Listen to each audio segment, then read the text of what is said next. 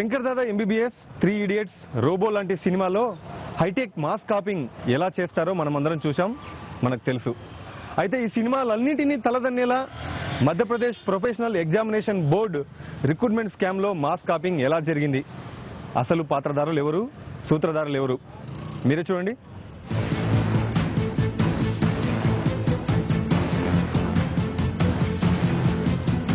Vyapam scam లోతుల్లోకి వెళ్లే కొద్దీ కళ్లు బయర్లు కమ్మటం ఖాయం. ఎందుకంటే ఈ స్కామ్ లో సూత్రధారులు తలపండిన తలకాయలైతే పాత్రధారులంతా మాస్టర్ మైండ్లే. సినిమా సీన్లను తలతన్నేలా పథకం రచించి మాస్ కాపీయింగ్ కు పాల్పడ్డారంటే ఈ స్కామ్ ఏ లెవెల్లో జరిగిందో అర్థం చేసుకోవచ్చు. 2004 నుంచి 2014 వరకు 10 ఏళ్లలో 70 నోటిఫికేషన్లో 1,50,000 ఉద్యోగాల నియామకం జరిగింది. అందులో సగానికి పైగా అంటే 80,000 ఉద్యోగాలను అమ్ముకున్నారట. మిగిలిన పోస్టుల్లోనూ అక్రమాలు జరిగాయనే అనుమానాలు బలంగా ఉన్నాయి. ప్రీ మెడికల్ అండ్ ఇంజనీరింగ్ సీట్లలో కూడా 2 దశాబ్దాలుగా అక్రమాలు జరుగుతున్నాయని సమాచారం. డబ్బే ప్రధాన అర్హతగా అనర్హులు కూడా సీట్లను పప్పు బెల్లాల్లో కొనిశారు. अनक्वालिफाइड पर्सन को जॉब मिलना इतना घातक है, तो सीधे स्वास्थ्य से जुड़ा हुआ मैटर है, एक व्यक्ति की जान से जुड़ा हुआ मैटर है. अगर अनक्वालिफाइड व्यक्ति अगर डॉक्टर बन जाता है तो वो व्यक्ति कितने लोगों के लिए की जान का दुश्मन बनेगा, ये हम कल्पना भी नहीं कर सकते. इसलिए जो व्यक्ति का हक है उस व्यक्ति को मिलना चाहिए. जो व्यक्ति टैलेंटेड है उसी को ही आगे आना चाहिए. और जो नहीं है उनके लिए दूसरी फील्ड में टैलेंट है, वो अपने दूसरी फील्ड में टैलेंट देखना चाहिए और अपने दूसरी फील्ड में काम करना चाहिए. अननेसेसरी किसी भी जो फील्ड हमारे लिए नहीं, हम उस फील्ड में जबरदस्ती क्यों घुसें.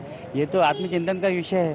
अगर हम आत्मचिंतन करके और हम खुद ये डिसाइड करें कि नहीं हम इस फील्ड में नहीं जाएं क्योंकि हमारे लिए नहीं है, हमारा हक नहीं है, तो ऐसी घटनाएं नहीं होंगी.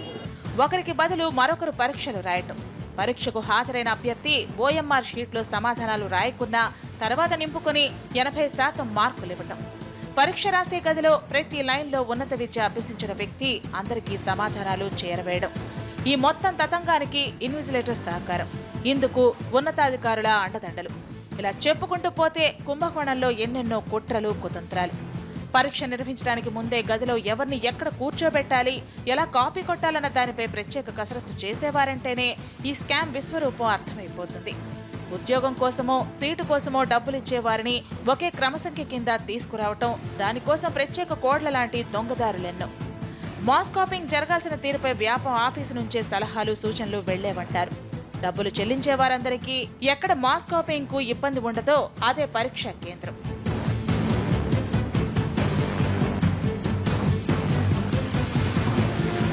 వ్యాపం స్కామ్ లో ఒక్కో ఉద్యోగం స్థాయిని బట్టి 35 లక్షల దాకా పలికిందట. మెడికల్ సీట్లకు 10 లక్షలు, ఇంజనీరింగ్ సీటుకు 5 నుంచి 7 లక్షలు వసూలు చేసినట్లు తేలింది.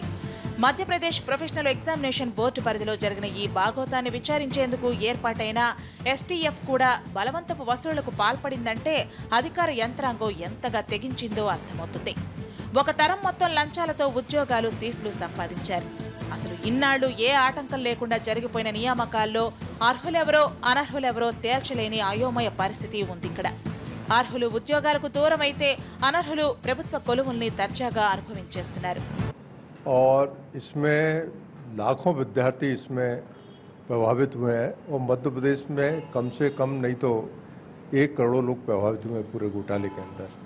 और इसकी जांच जरूर हुई, लेकिन एसटीएफ और एसआईटी द्वारा हाई कोर्ट की देखरेख में, लेकिन उसमें भी भ्रष्टाचार बड़े पैमाने पर एसटीएफ के अधिकारियों ने किया और कुछ बेगुनाहों को पकड़ लिया गया, लेकिन वाकई में जो लोग इसमें इन्वॉल्व थे उनको नहीं पकड़ा गया.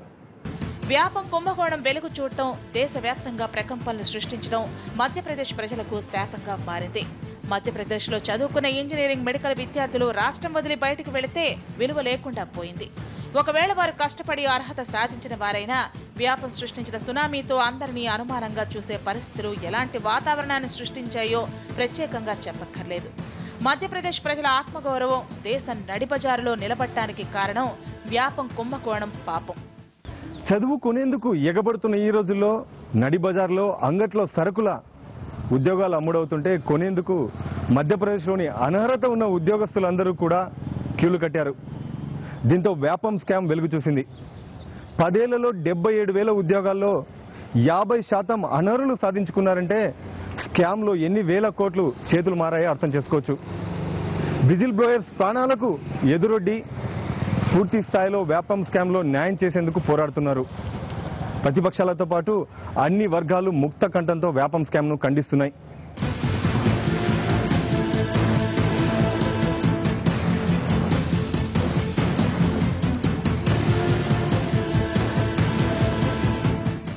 రోజులు మారే. ఎంతలా అంటే చదువుకునే రోజులు పోయాయి, చదువు కొనే రోజులు పోయాయి. ఇప్పుడు సీట్లను, ఉద్యోగాలను బ్లాక్ టికెట్లలా కొనుక్కునే రోజులు వచ్చేశాయని వ్యాపం స్కామ్ రుజువు చేసింది. ప్రభుత్వ ఉద్యోగాలు, మెడికల్, ఇంజనీరింగ్ సీట్లను అంగట్లో సరుకుల్లా అమ్మేశారు. కొత్త సినిమా రిలీజ్ అయితే టిక్కెట్ల కోసం జనం ఎగబడ్డట్టు ఉద్యోగాలు కొనుక్కోవడానికి అనర్హులు వ్యాపం కార్యాలయం ఎదుట క్యూ కట్టడం చూస్తే భారతదేశం ఎటు పరుగులు తీస్తుందో అర్థం కాని దుస్థితి.